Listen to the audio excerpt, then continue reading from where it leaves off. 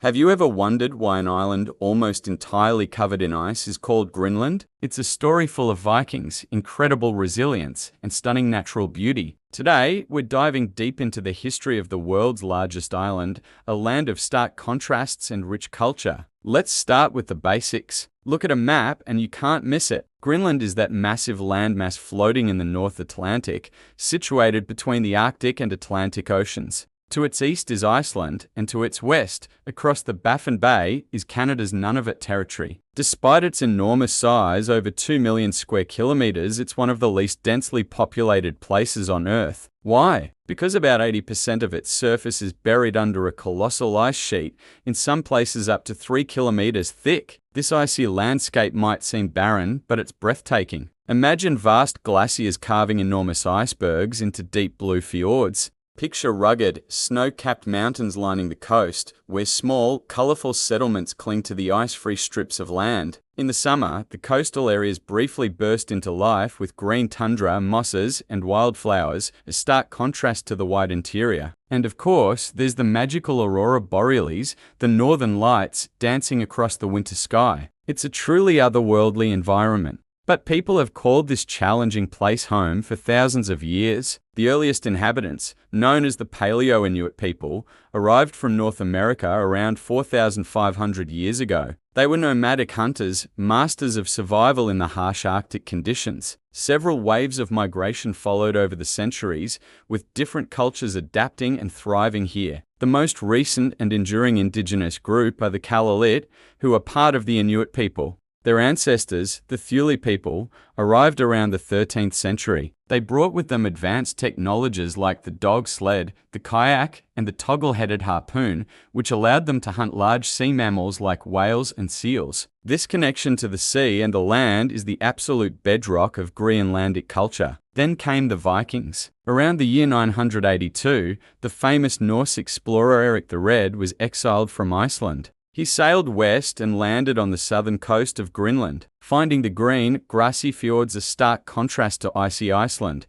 he cleverly named it Greenland to attract more settlers. And it worked! Norse settlements were established and they survived for about 500 years, farming, raising livestock, and trading walrus ivory with Europe. But by the 15th century, for reasons still debated by historians, perhaps a cooling climate or conflicts with the Thule people, the Norse settlements mysteriously vanished. For centuries after the Norse disappeared, Greenland was primarily home to the Inuit. It wasn't until the 18th century that Europeans returned in force, this time with Danish-Norwegian missionaries. In 1721, Hans Egede arrived hoping to find descendants of the Norse settlers, but instead, he began a mission to convert the Inuit people. This marked the beginning of Denmark's colonization of Greenland. For the next 200 years, Greenland was a Danish colony. Danish culture, language, and governance were introduced, profoundly changing Inuit society. While it brought modern amenities, it also led to the erosion of traditional lifestyles. However, the Greenlandic spirit of resilience never faded. The 20th century was a period of massive change. During World War II, when Denmark was occupied by Germany, the United States established military bases in Greenland to protect North America, increasing its strategic importance. After the war, the push for greater autonomy grew stronger. In 1953, Greenland's colonial status ended, and it became an integrated part of the Kingdom of Denmark. But the people of Greenland wanted more control over their own affairs. This led to a major milestone in 1979, when Greenland was granted home rule. This gave them their own parliament and government, responsible for internal matters like health, education, and social services. The journey towards self-determination continued, and in 2009, Greenland took another giant leap with the Act on Self-Government. This expanded their powers even further, giving them control over their police, courts, and crucially, their natural resources. Today, Greenland is a self-governing overseas administrative division of Denmark. The head of government is the Premier, often referred to as the Prime Minister, who leads the Naalakkersuisut, or the government of Greenland. This brings us to one of the most talked about topics concerning Greenland today, its incredible mineral wealth. Beneath that massive ice sheet lies a treasure trove of resources.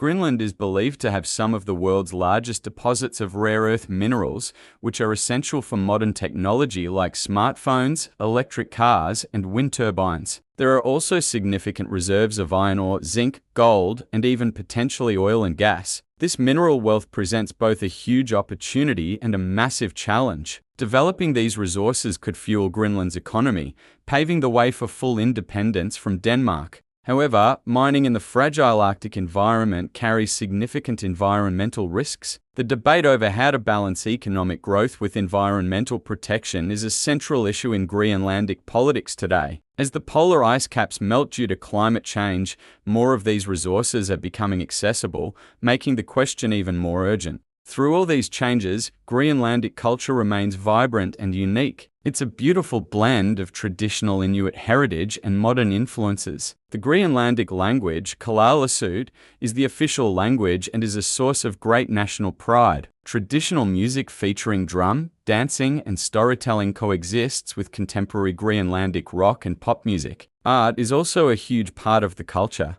Tupilaks, small, intricate figures carved from bone, tooth, or antler, were traditionally created to ward off enemies, but are now popular art forms. The colorful national costume is worn with pride during celebrations and holidays. And of course, the diet still reflects a deep connection to nature, with seal, whale, fish, and muskox being traditional staples, even as supermarkets in the towns offer imported goods. So, from ancient hunters crossing a land bridge to a modern nation navigating the complexities of climate change and global economics, the story of Greenland is one of constant adaptation and enduring strength. It's a land of breathtaking landscapes, a rich cultural tapestry, and a future full of possibilities. It's far more than just a giant block of ice. It's a living, breathing nation with a powerful story to tell. Thanks for joining us on this journey to the land of ice and green. If you enjoyed this video, please give it a thumbs up and don't forget to subscribe for more deep dives into fascinating places and their histories. See you next time!